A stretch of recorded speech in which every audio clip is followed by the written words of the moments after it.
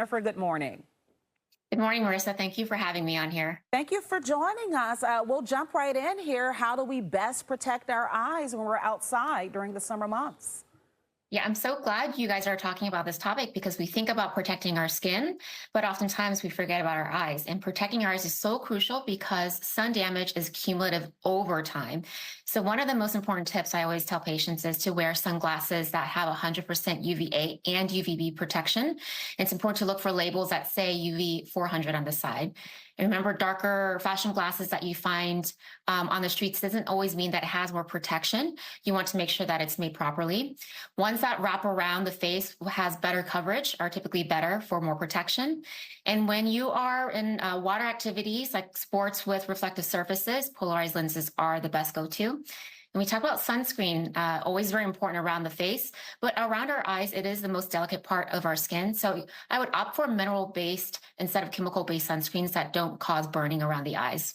I'm so glad you mentioned swimming. That was one of my other questions. I always hear wear goggles. If you have contact lenses, take them off. Any other notes or reminders that you would pass along as it relates to that?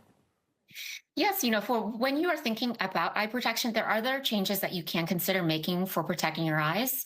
One of the things I would mention when it comes to contact lenses is, especially if you're swimming in a swimming pool or the beach, it's important to take care of your lenses because you are exposed to contaminants in the water that can cause eye infections.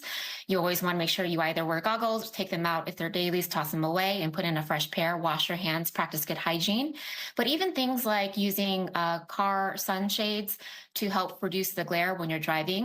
And I think the biggest tip is that people often forget that even though you're exposed to more sunlight outdoors, you're also exposed to that indoors as well. It's important to be mindful of what type of mobile devices you're using when you're in bright sunlight. It's important to invest in bright and blue light filtering technology to help protect your eyes indoors and outdoors this summer. Things like glare-free screen technology to minimize digital eye strain. And it helps when you're reading or browsing on your phone outdoors. So one I particularly like is TCL's Next Paper device, which has in their smartphones and tablets advanced anti-glare and blue light reducing capabilities. We should also make sure that we don't stay next to a window for extended period of times. Even though we're indoors, that can have an Right. impact as well. And this is a great example. So where you sit, especially if you work remote in the summer months, is important. You don't want the sun to be directly facing you. You also want it to come from the side and make sure that you have natural lighting instead of using like bright fluorescent or LED lights.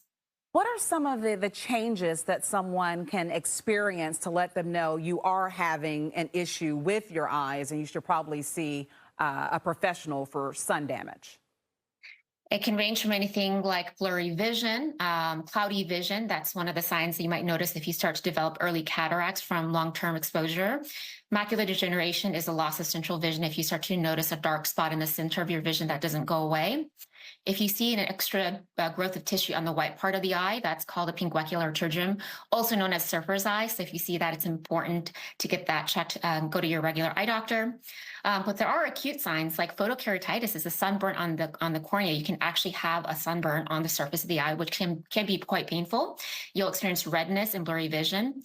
And one of the scariest things that we see sometimes is eyelid cancer, most commonly basal cell carcinoma. So if there are any growths that look abnormal on the lower lid, especially, it's important to get that checked. All right, Jennifer, thank you so much. And you're so right. We talk about our skin, our hair, and we leave out the eyes. So I'm so glad you were able to fix that for us this morning. We appreciate it. Thank you, Marissa. Steve? All right, so to come,